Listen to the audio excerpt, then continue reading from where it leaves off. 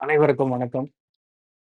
கன்னிராசி நண்பர்கள் வரக்கூடிய ஜூலை 28ஆம் தேதி முதல் 45 நாட்கள் இருக்கிறதுலயே 12 ராசியில ரொம்ப கவனமா இருக்க வேண்டிய ராசின்னா கன்னி ராசி தான். யாருக்கு சனி வக்கரமா இருக்கோ, அவங்களுக்கு பெருசா பாதிக்காது.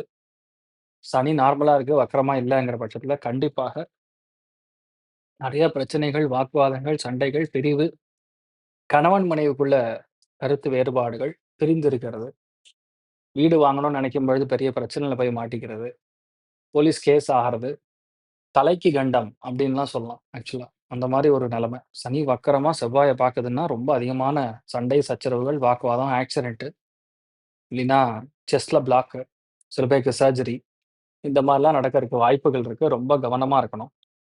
இதுலருந்து நீங்க தப்பிக்கணும் அப்டின்னா, சுப்பிரமணிய புஜங்கம் நெறைய பேரு பாடியிருக்காங்க. அதுல வந்து யாரது வேணா எடுத்துக்கலாம். ஹைதராபாத் சிஸ்டர்ஸ் வந்து பாடியிருக்காங்க. சுப்பிரமணிய புஜங்கம்னு. ரொம்ப அருமையா இருக்கு. அதாவது திவ்யமா இருக்கு. அத நீங்க டெய்லியும் கேட்டாலும் மாற்றம் குடுக்கும். டெல்லினா பக்கத்துல இருக்கக்கூடிய முருகன் கோவிலுக்கு ஒரு நாள் மத்தியானம் போயி 2 நெய் விளக்கு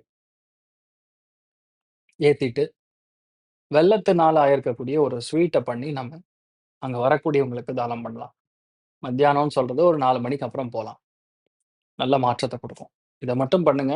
நெறைய பிரச்சனைகள்லருந்து தவிர்க்கக்கூடிய வாய்ப்புகள் இருக்கு. சனி வக்ரமா ஆல்ரெடி இருக்கு அப்டின்னா, உங்களுக்கு நெறைய நல்லது தான் நடக்கும். பயப்பட வேண்டியதில்ல. நல்லா இருக்கணுங்கிறதுக்காக நான் உங்களுக்கு தற்காப்பு அதாவது என்ன பண்ணா அது சால்வ் ஆகுங்கிறதுனால உங்களுக்கு சொல்றேன்.